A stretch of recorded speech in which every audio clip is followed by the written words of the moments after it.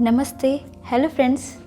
Less communication में मैं शालिनी प्रसाद आपका स्वागत कर रही हूँ। आज हम लोग कम्युनिकेट करने वाले हैं धनतेरस के बारे में। अभी धनतेरस आने वाला है और सबसे पहले तो ये सबको जानना ज़रूरी है कि कुछ लोगों को पता भी होगा, कुछ लोगों को अगर नहीं पता है या फिर बच्चों को बताना चाहते हैं तो आप उन्हें ये वीडियो दिखाइए ताकि उन्हें पता चले कि धनतेरस क्यों मनाया जाता है। धनतेरस मनाने की दो वजह हैं, एक साइंटिफिकली मैं बताऊंगी और एक स्पिरिचुअल। तो सबसे पहले हम स्टार्ट करते हैं स्पिरिचुअल स्टोरी से। स्पिरिचुअल स्टोरी की शुरुआत होती है भगवान विष्णु से। भगवान विष्णु जब धरती पर विचरण करने आए थे, उन्हें दक्षिण दिशा की ओर जाना था किसी कार्यवश और वो धरती की तरफ आए थे, तो माता लक्ष्मी ने भी ज़िद की थी या हट किया था कि वो भी इस धरती पर उनके साथ आना चाहती है। विष्णु जी ने लक्ष्मी जी को कहा कि मैं आपको लेकर तो जाऊँगा पर मेरी दो शर्तें होंगी। अगर जब मैं आपको लेकर जाऊंगा तो मैं जब दक्षिण दिशा की ओर जाऊंगा तो आप दक्षिण दिशा की ओर बिल्कुल नहीं देखेंगे और रास्ते में कहीं पर भी रुक कर किसी भी धरती के वस्तु का आप सेवन नहीं करेंगी या उसका आनंद नहीं उठाएंगी। लक्ष्मी जी विष्णु जी के साथ चल पड़ी। चलते चलते दक्षिण दिशा में विष्णु जी आगे बढ़ गए और लक्ष्मी जी उनके साथ वहीं पर रुक गई, पर उनका ध्यान दक्षिण दिशा की ओर गया और उन्होंने दक्षिण दिशा की ओर देखा। वो उस तरफ चलने लगी। जब वो जाने लगी तो उन्होंने वहाँ पर गन्ने के खेत देखे। लक्ष्मी जी ने उस गन्ने के खेत से गन्ने के रस को सेवन करना शुरू कर दिया और जब वो सेवन कर रही थी तो उसी वक्त विष्णु जी वहाँ आए और उन्होंने देखा कि आपने दोनों ही बातों को नहीं माना। आप दक्षिण दिशा में मेरे पीछे आई और उसके बाद धरती का जो वस्तु है उसका भी सेवन किया, तो आपको इसके लिए मैं दंड देता हूँ कि आप 12 साल तक इसी खेत के किसान के घर में रहकर उसका आप मदद करेंगी और उसे धन्य धान्य से पूर्ण करेंगी। तो इस तरीके से वो 12 साल उस किसान के साथ रहीं और जब वह अपना 12 साल का समय पूरा कर लिया और विष्णु जी एक आम इंसान के रूप में उनके वहाँ आए, अपनी लक्ष्मी को लेने के लिए जब वो वहाँ पर आए तो उस किसान ने उस लक्ष्मी को देने के लिए मना कर दिया। वो कहे कि नहीं, लक्ष्मी हमारे घर से नहीं जाएंगी। तो बहुत ही विष्णु जी ने बहुत अलग अलग तरीके से समझाने की कोशिश की, बहुत अलग अलग तरीके से बताने की कोशिश की, पर वो नहीं माने। तो फिर लक्ष्मी जी ने अपना रूप दिखाया, अपना दर्शन दिया और उन्हें ये बताया और कहा ये घर की सफाई करके दिया जला के पूजा करिए तो मैं उस दिन आकर आपको घर में धन्य धान्य से पूर्ण कर दूंगी।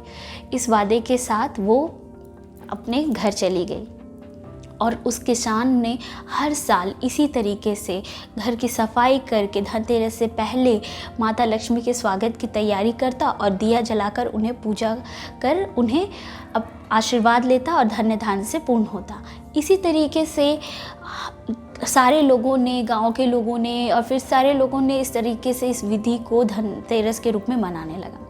इसमें एक और कहानी जुड़ी हुई है कि जब अकाल मृत्यु हो जाती है, लोगों की अचानक से मृत्यु हो जाती है, तो एक दिन एक भक्त ने एक यमराज से पूछा कि आखिर आप इस तरीके से अकाल मृत्यु करके लोगों को क्यों ले जाते हैं। तो वो कहते हैं कि ये हमारे बस में नहीं है, लेकिन हाँ इसका उपाय ज़रूर है। अगर आप चाहते हैं कि अकाल मृत्यु में आपके घर में कोई ना, किसी की डेथ ना हो, कुछ ऐसा ना हो, तो इसके लिए सबसे अच्छा उपाय है कि आप धनतेरस के दिन एक यम का दीपक जला करके घर के बाहर चौखट पे रख दें।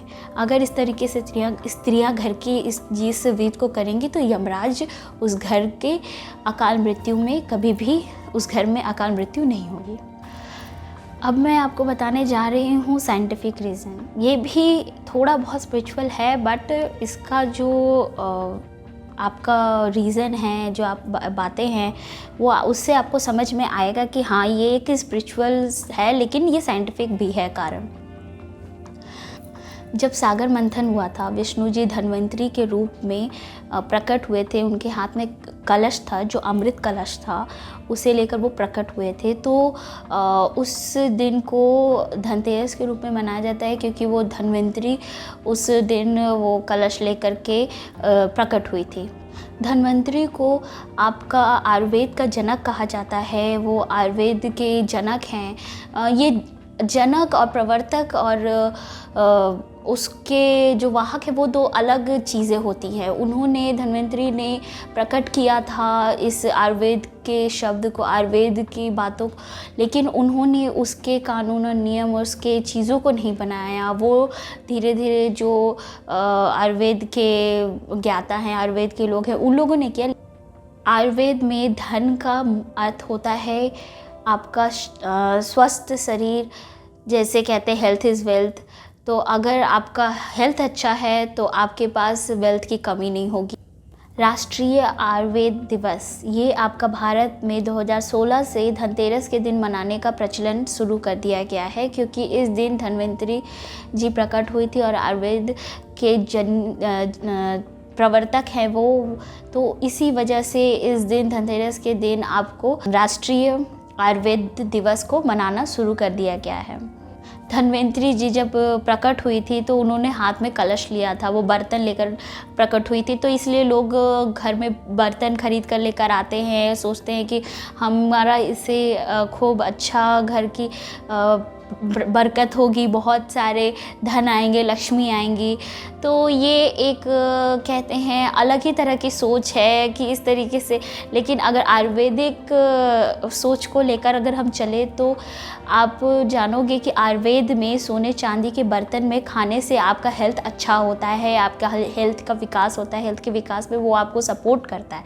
इस वजह से भी उस सब दिन लोगों की मान्यता होती है कि धनतेरस में सोने के बर्तन, चांदी के बर्तन खरीदते हैं ताकि उनका शरीर, उनका हेल्थ अच्छा बना रहे और उनके पास धन बना रहे।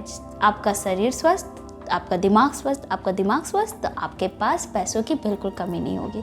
तो दोस्तों, मैंने आपको दोनों तरीके से कैसे धनतेरस मनाते हैं, स्पिरिचुअली भी और आपका साइंटिफिकली भी, क्यों बनाया जाता है धनतेरस, ये तो मैंने आपको बता दिया। अब धनतेरस आने वाला है और आप धनतेरस मनाइए और मज़े से मनाइए। त्यौहार क्यों मनाए जाते हैं ये तो जानना एक नॉलेज की बात है, पर त्यौहार मनाना मज़े की बात है। तो ये एक फेस्टिवल की तरह लीजिए और खूब मज़े कीजिए और बच्चों को भी खूब मज़े करने दीजिए। हाँ, लेकिन कोरोना की वजह से सेफ़ दिवाली तो ज़रूरी है, एक्स्ट्रा सेफ़ दिवाली होनी चाहिए। दिवाली तो always safe Diwali, happy Diwali होती है, बट आपका अगर आप कोरोना के टाइम पे कर रहे हो तो सेफ़ दिवाली और भी एक्स्ट्रा सेफ़ हो जानी चाहिए। और सबसे इम्पॉर्टेंट बात तो ये है दोस्तों कि इस बार ज़रूरी नहीं है कि आप दिवाली में ही पटाखे फोड़िए, आप बहुत पहले से भी पटाखे फोड़ सकते हैं। क्यों? क्योंकि दिवाली के दिन आप पटाखे फोड़ते हो तो एक ही दिन तक पोल्यूशन हो जाता है। और दूसरी बात, कोरोना के टाइम में इतनी कॉलोनी होती है, किसी किसी की बहुत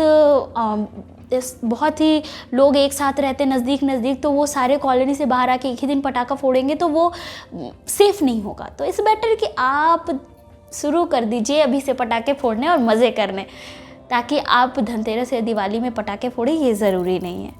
so happy Diwali, happy Dhanteras.